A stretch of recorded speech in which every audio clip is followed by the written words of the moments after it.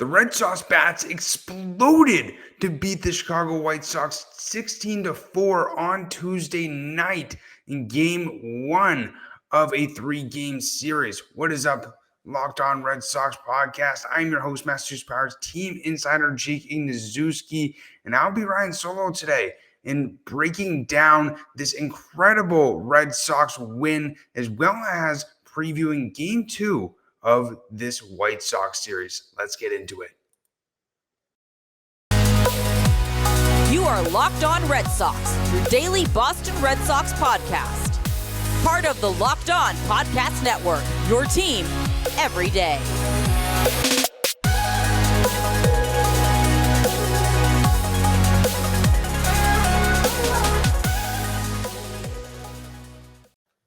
The Red Sox are red hot and currently have a 6-game winning streak and are only 2 games under 500.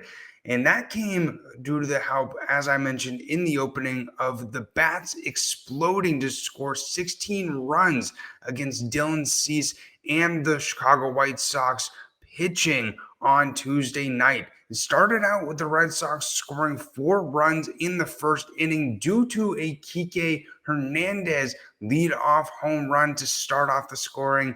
And then Trevor Story helped out, hitting a 3-run home run 5 batters later.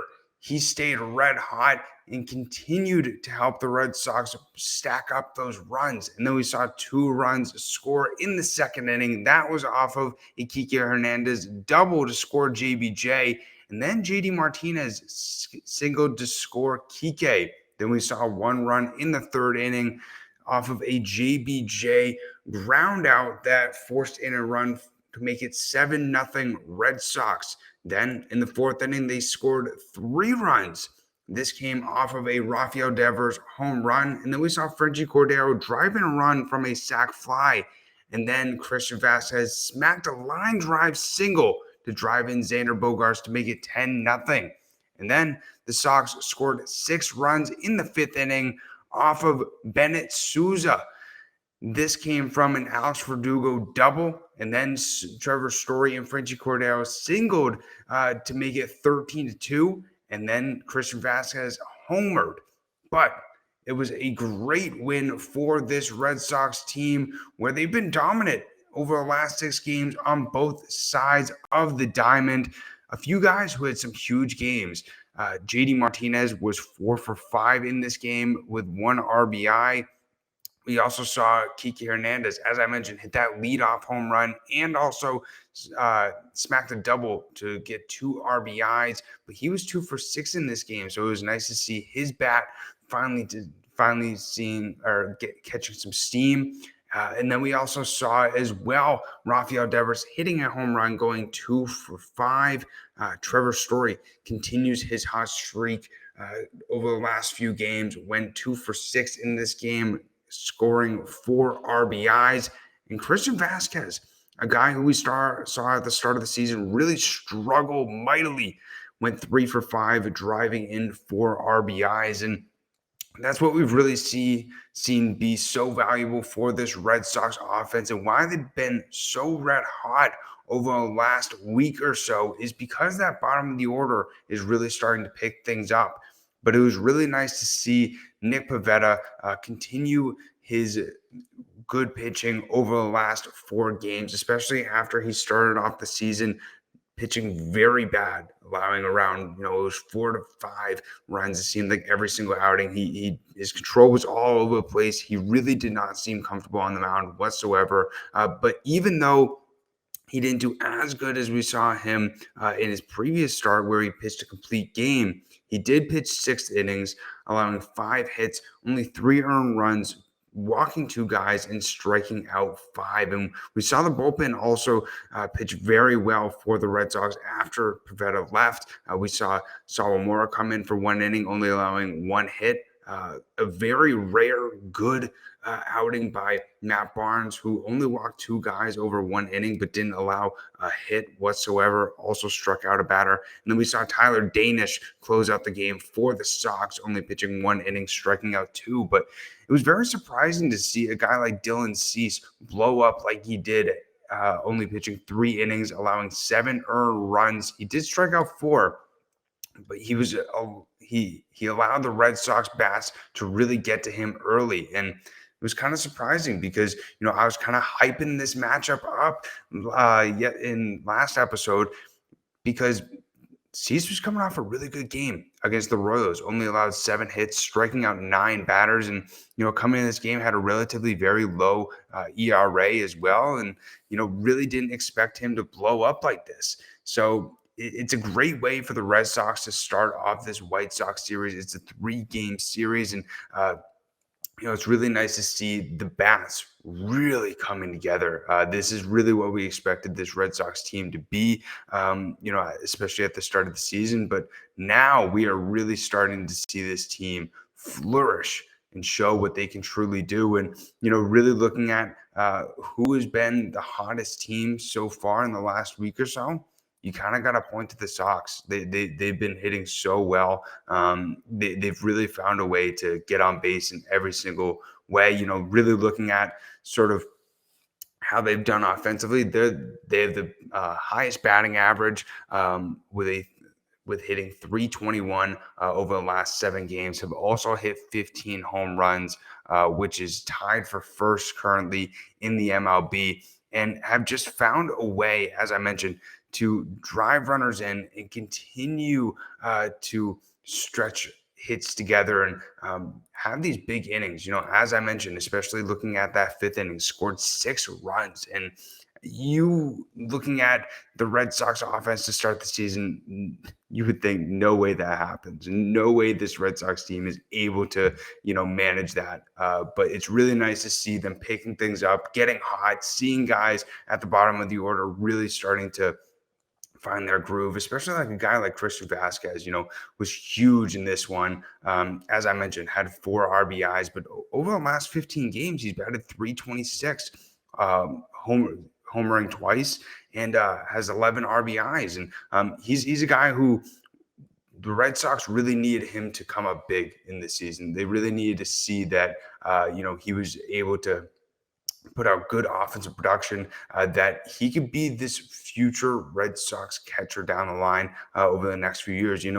We know that his contract ends after this season, so it's kind of a make or break year for Christian Vasquez. And the front office didn't really want to pick up that option, that club option that he had at the end of last season, and they even tried to make a trade for Jacob Stallings for him. So it's nice to see Vasquez starting to pick things up. If he can continue this, it would be nice to see him in a Red Sox uniform, in the future. If he's able to be productive at the plate as well as be one of the best defensive catchers, in my opinion, in the entire MLB, I would definitely like to see Vasquez in a Red Sox uniform for another few years. And also looking at a guy like Kike Hernandez, somebody who, as I mentioned, drove in two runs, hit a leadoff double, hit a leadoff home run, and also doubled to score a run. Has really started to pick things up as well over the last 7 games, hitting 290 with a home run and 4 RBIs. He's somebody who, you could say he's going up to a plate with his eyes closed. He really has not done anything offensively for the Red Sox so far to start the season. Majority of this season, he's had a batting average under 200, and this is a really critical year for Kike Hernandez, somebody who is a free agent at the end of the season as well, and is looking for a big contract and to get paid after how well he not only played for the Red Sox in the regular season last year, but his heroics in October of last season. So especially a guy at the top of that lineup, it's really nice to see him starting to piece things together, start to figure things out, especially in late May. So, if he's able to continue to have these good games, and this Red Sox offense is able to continue to string hits together, be able to have these big innings, we can see this team really have a ginormous June and have so much success and be able to get back over that winning mark of 500 and not be under 500 anymore. As I said in the opening, they're only 2 games under 500 so far. So it's nice to start seeing this team string wins together and really have a winning streak. We're really starting to see the swagger back. It's a lot more fun to watch these Red Sox games. It's a lot more exciting for myself and Lauren to talk about these Red Sox games. And I hope you guys are having fun listening to this podcast a lot more, so then we don't have to, complain, be gloom and gloom about the Red Sox offenses and how the Red Sox are playing. So I hope everybody else did have a good time watching this game as much as I did. But now looking into game 2 of this series, Rich Hill against Lucas Giolito, I'm going to talk a little bit more about that in our second segment of the Locked On Red Sox podcast. But first, I want to talk to you about LinkedIn. So with spring in the air, it's a time of renewal and growth, and personally and professionally. And as your small business grows, LinkedIn Jobs is here to make it easy for you to find people that you want to talk to faster and for free. So create a free job post in minutes on LinkedIn Jobs to reach your network and beyond to the world's largest professional network of over 810 million people. And then add your job and the purple hashtag hiring frame to your LinkedIn profile to spread the word that you're hiring so your network can find the right people to hire. Simple tools like screening questions make it easy to focus on candidates with just the right skills and experience, so then you're able to quickly prioritize who you'd like to interview and hire. It's why small businesses rate LinkedIn Jobs #1 in delivering quality hires versus leading competitors. So LinkedIn Jobs helps you find the candidates that you want to talk to faster. And did you know that every single week, nearly 40 million job seekers visit LinkedIn? So post your job for free at linkedin.com/lockedonmlb. That's linkedin.com/lockedonmlb to post your job for free. Terms and conditions may apply. And we want to thank you guys so much for making Locked On Red Sox your first listen of every single day. Now make your next listen and check out the Locked On Now podcast. They recap MLB games with analysis from our local experts, taking fans through the season like no other network. It's free and available wherever you get your podcast. So now looking at this game 2 of the White Sox series, the Sox are going to have tons of momentum coming into this game. And hopefully we can see them have a similar offensive output that they were able to have on Tuesday night's game. But they're going to be going against a little bit of a tougher pitcher in Lucas Giolito, somebody who has a 2.84 ERA so far over his last 6 starts of the 2022 season, and is coming off of a relatively good game against the Kansas City Royals. I said the same thing about Dylan Cease last episode, but we saw on Tuesday night how things were able to turn out for him. So we'll see if Giolito has the same sort of fortune. But looking at what he did against the Kansas City Royals, went 5 innings, only allowing 7 hits, 2 earned runs, walking 2 guys, and then also striking out 7 batters. And he's somebody who has, went relatively deep into games. His last start pitched 5 innings, and then against Cleveland, the start before that went 7. And then the start before that went 5 2/3. So we'll see if the Red Sox are able to take him out as early as they did Cease. If this offense is able to replicate what they did on Tuesday night, we could definitely see him coming out of the game very early. But ultimately, even if the Sox only score 3 to 4 runs, we could see Giolito only go 5, which means that the Red Sox could get into this White Sox bullpen very early. And we saw that batters were able to feast off this White Sox bullpen, even though, they're relatively good, have some great arms in there with Liam Hendricks and, Joe Kelly, Aaron Bummer as well. But, with how these Red Sox bats have been hitting so far, as I mentioned, hottest bats in baseball right now, this White Sox pitching is definitely going to have to be a lot more careful when pitching to these Red Sox batters, way more careful than they were Tuesday night. So I'm curious to see how Giolito does against this red hot Red Sox offense, especially since he has not had a lot of success in his career so far against the Red Sox. Has pitched 4 starts, allowing a total of 14 earned runs over 18 innings, and striking out 22, walking 10 guys as well. But he has an overall 7 ERA against the Red Sox, has recorded one loss over those 4 starts. So has not had a lot of success whatsoever. So the Sox will definitely look to replicate, obviously, their offensive output on Tuesday, and especially due to their past success against Giolito at Fenway, it looks like a very ideal night and ideal situation for this Red Sox offense to at least come close to replicating what they did. Maybe not 16 runs, but we could see 5 to 6. And if they are able to pack on a good lead early, it would be really nice for a guy like Rich Hill, who's going to be on the bump for the Red Sox tomorrow, to be able to have that lead, make him feel comfortable on the mound, and help him pitch a little bit better, especially coming off of a rough start that he had against the Seattle Mariners. Only out there for 2 innings. We saw allowing 6 hits, 4 earned runs, and only striking out 2 batters. So he's definitely going to be looking to bounce back after that rough start.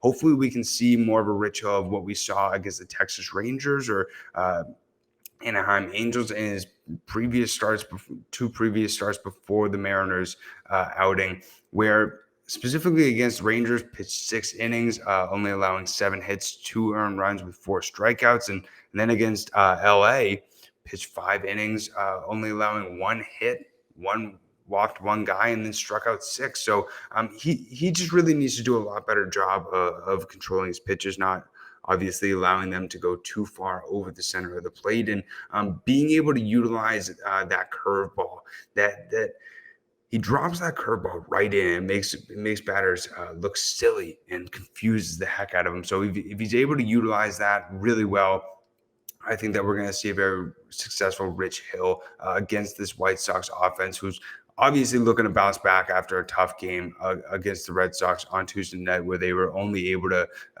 get 6 hits, 3 earned runs. So it's going to be very interesting to see what comes in this game 2 of the White Sox series. But the Sox will look to continue their winning ways and get their 7th win of the season. And this will ultimately, if they do win this next game, this will ultimately get them within 1 win from being 500 or over 500, excuse me. So that'll be a huge plus for this Red Sox team to start to build up that confidence and be able to start stacking on those wins to continue to help them to move up the AL East standings and continue how red hot they have been over this last week or so. But as always, greatly appreciate everybody tuning in to the Locked On Red Sox podcast.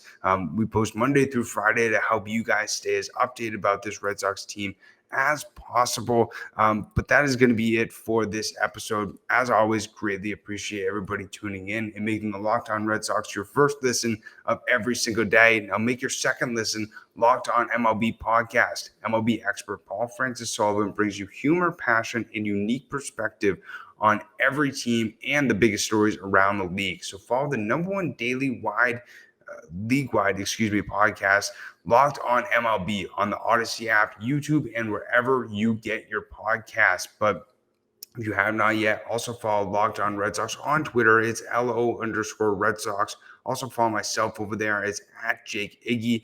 And follow my co-host Lauren Campbell. It's at La 3 Laws, Lauren with 4 R's. But as always, greatly appreciate everybody tuning in to the Locked On Red Sox podcast. I hope that you did enjoy this episode. If you did, please leave us a review. Also subscribe on YouTube, where we post the video version, or whatever audio platform that you're listening to. If you want to stay updated with the Red Sox Monday through Friday, 5 days a week. But hope everybody has a